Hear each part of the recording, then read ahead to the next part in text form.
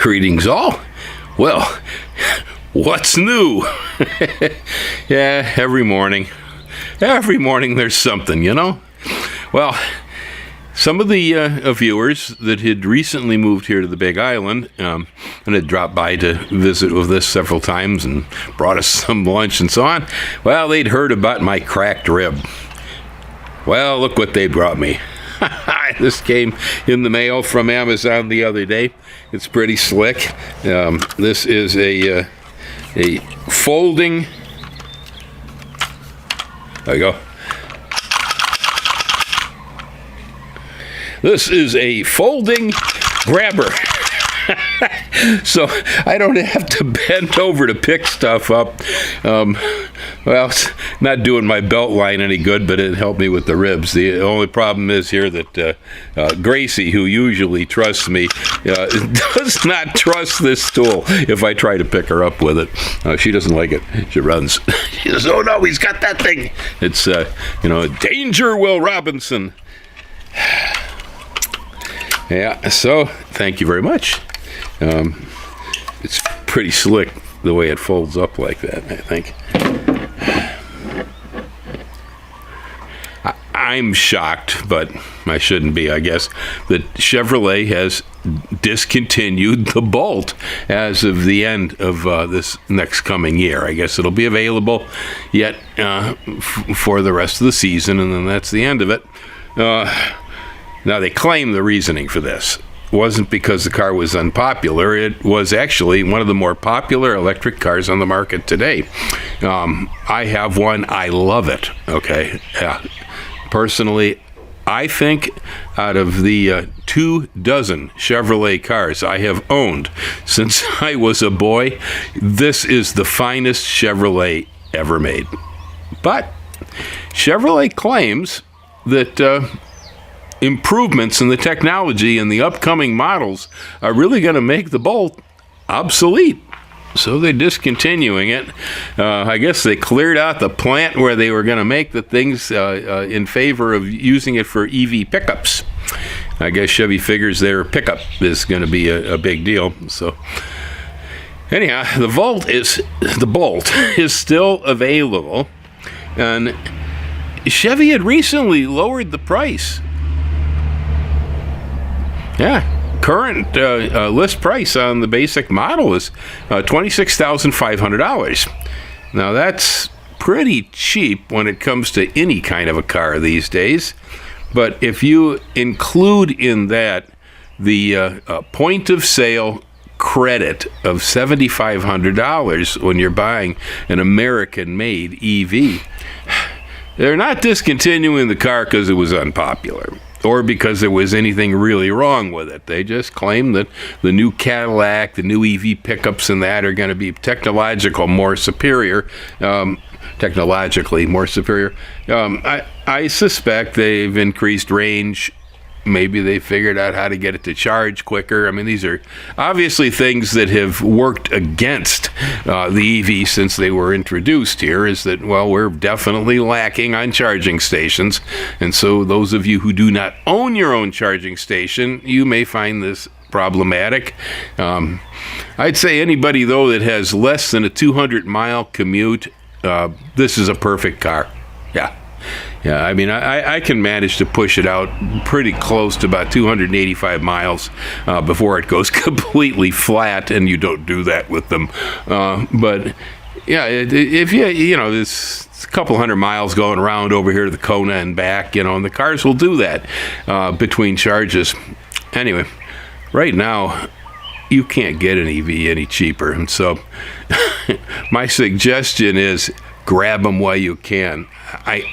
I've been sitting around waiting for the right EV pickup. I want a small EV pickup, and so far it hasn't emerged. I have not seen the truck I want. But the price on the Bolt currently is so low that I'm considering buying another one and getting rid of the other gas car I still have here. Here in Hawaii, anyway, there is no reason to be burning gas. It just doesn't make any sense. And in most of your cities where people, live in town or in the suburb and work in the city, there is no point, honestly, in continuing to drive gas. Right now, I would say the biggest obstacle to this whole EV thing is, people put in their mind, well, what about my next family vacation? Yeah, you go on a long-range trip. Right now, with the limited charging facilities, you could have a problem. That could be an issue. I think people with that in mind, since I don't take long car trips, and so it's not important to me, but, is get a hybrid. Yeah, you get a hybrid, you get the best of both worlds out of it. That would be my best suggestion for the people who are hanging on the edge going, no, we don't have enough charging stations. Oh, the EV, you won't meet hardly anyone. I mean, there's might be someone, but you're not going to hardly meet anybody who owns an EV who doesn't like it. The people that come down pile on me, oh no, there's not enough infrastructure, we won't have enough wires, the grid will collapse, it's horror, it's Biden's fault. Yeah, the people who have that to say to me, they don't drive them. They just have ideas, they have thoughts, they have beliefs, which is, again, I don't have beliefs. They tell me, my friends, my relatives, constantly that I am probably 10 to 25 years ahead of most of the public. The main reason for that is I don't have any belief systems, and so changing is an easy thing for me. Yeah, I have opinions, and such. I get some ideas about life, but I don't have any beliefs. I have nothing there that's monolithic that says, oh no, you can't go there, you can't do that, I generally don't think murdering somebody else is a real good idea. And it's a few things I have reservations about, but by and large, I have no beliefs. Because of that, when I see something that looks good, I try it. Boy, I tried the EV, plugged it into the solar panels on the roof over here and put in our own charger. I am happy as a pig in mud, man. I love my car. Oh, yes, I just suggest, since they're going to drop the thing and the price right now with the rebate is so incredibly low, buy them up. It don't matter whether the technology is going to go up. That happens with everything. Yeah, everything. As soon as you get the latest smartphone, the next one is more sophisticated and so on. It's always that way. All right, so that's new. It was a shock. Yeah, I found that a shock that they're dropping the car, but I guess their rationale is logical. This did happen, back in 58. Yeah. In 1958, Ford was the one who decided they were going to dump the two-seater T-Bird. It was a popular car at the time. Yes, it was much more popular than the Chevrolet Corvette, which was in the competition. But America back in the 1950s saw a fiberglass car as being plastic. Yeah, cheap, spastic plastic. And so I think the first year on the Corvette, they only sold about 500 of them. If you own one of those, they're worth something. But it was the decision by Ford to make the T-Bird a four-seater car, so when you go out sporting in the countryside, you could take your friends along in the back seat. That was the concept. And so in 1958, the T-Bird came out with a back seat, and the two-seater sports car was gone. Ford did okay in 58 and beyond with the T-Bird. It was not a bad move that they discontinued a great car. It wasn't a bad move for them, but it was also a really good move for Chevrolet, because that made the Corvette America's only two-seater sports car, and even if it was plastic or not, they went for it because they had no other alternative. I don't know, I guess we can expect to see something happen because of the Bolt being discontinued, because it was popular. Anyway, town of Mountain View, man, oh man, oh man. Everything changes. Everything changes. I recall, when I was first shopping for real estate here, and I was drawn to a parcel about a mile outside of the town of Mountain View. That turned out to be the one, and I had only limited second thoughts at the time because of the town. The town was dreadful. I mean, it was a waste. There was a time, probably back in sugarcane days, that the town was a successful place that had businesses and so on, but it fell apart. And when I first saw it, it had not reconstructed. All right. It was a dump. There were buildings falling down all over the place, and yet as I went through the town from the viewpoint of a businessman, I said, man, this town is perfect. Because it was halfway between Volcanoes National Park and Hilo. Going up the mountain, you won't hardly find any services at all until you hit Volcano. That's 15 miles up. There is one general store. It's not very attractive, halfway in between, and there's also a very good orchid grower at Kasuga who ships up the way. But otherwise, until you start to get to Volcano and you run into the glass people that make glass up there, there's nothing. Volcano's got good restaurants. There's some really nice ones. I highly recommend the one on the Rim in the national park, the Rim restaurant. Lovely to sit there and have brunch or dinner and watch the volcano erupt from the window. The Kilauea Lodge, good place to eat. Yeah. And Cafe Ono, and he's an art gallery too. That's also very good, especially if you like vegan food. That is so good you'll never know it's vegan. But there's nothing between there, and these days you got to be somewhere halfway in between Mountain View and Curtistown, the next town, before you're going to run across one restaurant. There's one restaurant over there, Dimple Cheek.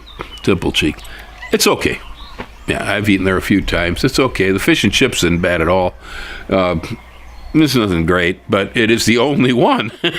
And it's fairly popular because of that. Well, the town of Mountain View was uniquely positioned in that it has the main highway coming right through it, and that's where most of any current development has been. The post office is there, our school is there, the sort of the little convenience store and a gas station is there. Now, I didn't mention Frankie's, the pizza parlor, as a place to eat.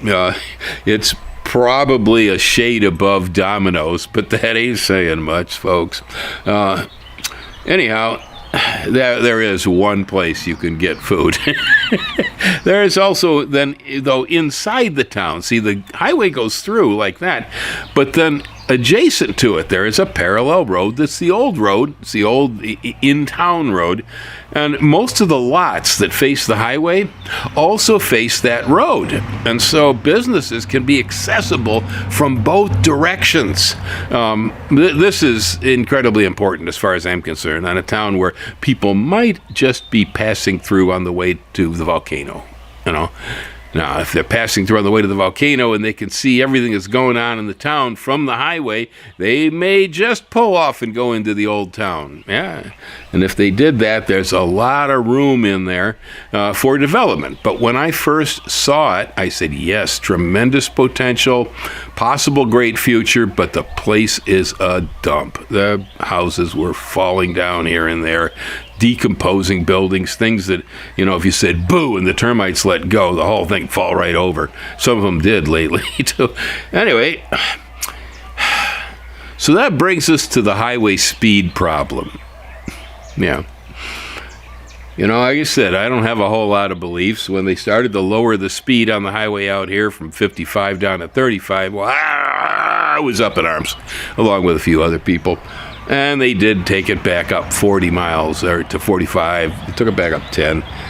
But then I guess the highway department going to show us who's boss around here, because they, without talking to us about it, now they went in the town and they're putting in 2 speed tables. These are, if you don't know, they're wide speed bumps that usually take about 30 miles an hour. Yeah, they're not speed bumps that will break your axle. You've run across them, I'm sure. They're called speed tables. Well, they're putting in two of them. The crosswalk over by the convenience store gas station, and there's the crosswalk in front of the post office. Now, I know I was the one who had said, because a man died crossing from the Catholic Church to the post office there before I got run over, that there is no reason why we should be using the Catholic Church to visit our post office. The post office should have the parking lots for us. But highway department says, well, we don't care about the post office. So they're putting in a crosswalk so we can park at the Catholic Church. I can't wait for the Catholic Church to post no parking private property. That'd be a funny one, huh? What are we going to do then? Well, so they're putting in these speed tables, and they've kept the speed limit at 35 in the town. The speed table is going to slow most of us down to probably 25 or 30 at least. From what I see they're doing in the road, they're cutting with saws. I think they're going to run electrical conduits. And so that would indicate that these speed tables will probably have flashing lights for pedestrians. We have those in Hilo. They're not necessarily safe, but they're better than nothing, I guess. I don't know. I've seen people crossing in Hilo at those flashing crosswalks. They push the button, the lights cross, and, flash. I'll stop, and I wait for them, but the next guy coming down the road just goes, whoom, right over the crosswalk. I don't know how much good they do. I honestly don't know. But it looks like that's what they're up to. And again, I don't really have any beliefs, and so I started to look at it, and what I realized real fast was almost parallel to the slowing of the speed limit in town, they're knocking down all the old buildings. Yeah, all the decrepit, rotten old buildings. As far as I know, there is only one left in the town now, and I think somebody's living in the thing. So it ain't coming down. But all the other abandoned junk buildings, they cleared it all out. And I mean, you can look right through from the highway over to the main street now. And I'm assuming somebody's getting smart, because when you slow people down in the town, they have two speed tables, man. They've already dropped it to 35. We used to be 45. You're going to slow them down. Well, what happens? People look around, people will stop. It is my opinion that if we take advantage of the lower speed limit here by setting up more business visible in the town and improving the town's appearance, that the town's going to make more money. Yeah, people around here are going to make a lot more money, because those tourists will be slowing down, stopping for the town, and who knows what you'll set up over there, whether it's, T-shirt shops, restaurants. We need restaurants, by the way. It doesn't matter as long as you can draw them in. That highway passing through here, if they know you're there and you have something to offer, that's a butterfly net, man. It's like hanging it out there and catching dollar bills as they go by. Yeah, people come here, they want to spend money. They're dying to spend money. I mean, I stick my net out over here via YouTube, and it fills up frequently, and I don't, I'm not in the town even. I'm a mile out. Like I said, the town was so disgusting looking when I first saw it. I said, I don't want to be part of this mess.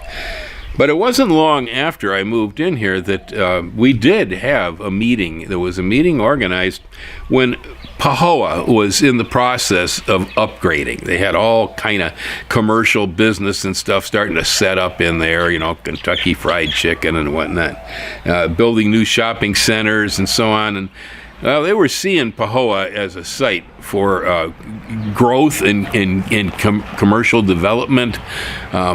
I don't know if it's as hot as they thought it was once they had to experience 2 eruptions down there. That's a limiting factor. Mountain View does not have that problem. We're not easily buried in lava here. That's not something that's easy to do. And, well, I know Kentucky Fried, when the lava was heading at them, they the chicken down ran out of town. Thank goodness, because later on, the homeless guy accidentally burned down Lukine's restaurant and the Accabono Theater, and so Lukine's moved in where the Kentucky Fried had chickened out. Good thing for us. Yeah, one of the better restaurants in Pahoa if you like Mexican food. In fact, one of the better Mexican food places on the entire island.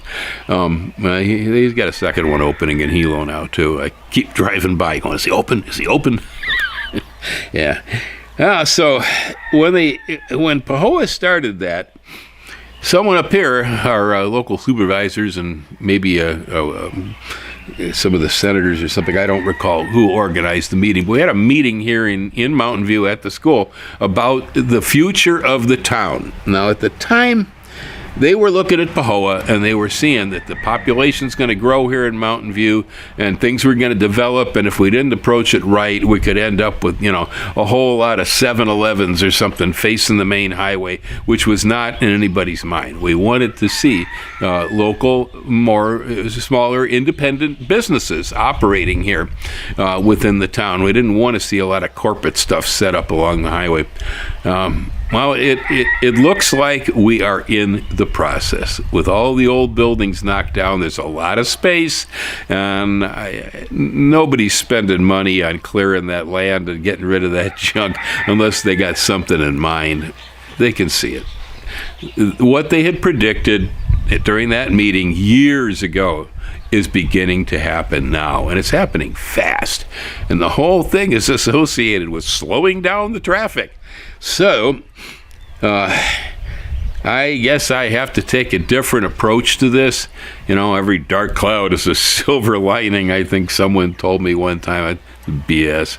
It's dark on the inside, it's dark on the outside. But, you look at it and say, oh, they slowed the speed limit down. Oh, they're putting bumps at the post office. Oh, I hate all this. Or you can say, what happens when you slow down traffic in a town? You get business. I'm pretty sure that if we set ourselves up for it, this could be one of the best economic boons to the town of Mountain View since sugarcane. Yeah, I think so. But I don't know. It's just a thought. Yeah. Otherwise, I'm sure someone's going to have a comment about the development of Mountain View, because it's like, we don't want anything to happen around here. And so if I'm supporting this idea, which of course is inevitable, it's going to happen, so why fight it? But, I'll hear about that. I know I'm going to hear about the EV thing. Good Lord. But I'll be hearing about it mostly from people that don't own one. If there's anybody out there's got a Bolt, and they want to try to convince anybody else to pick up the last of the run, come on the channel and say something good about EVs instead of all this bellyache. And, if it isn't well, enough of that. But, okay, so I'm positive that the end of this video is going to be another one of those. We're going to go, man, I was listening, it was pretty good, but then you went off the rails completely. You're crazy. No. In fact, I'm really quite sane. Thank you. Hang loose all.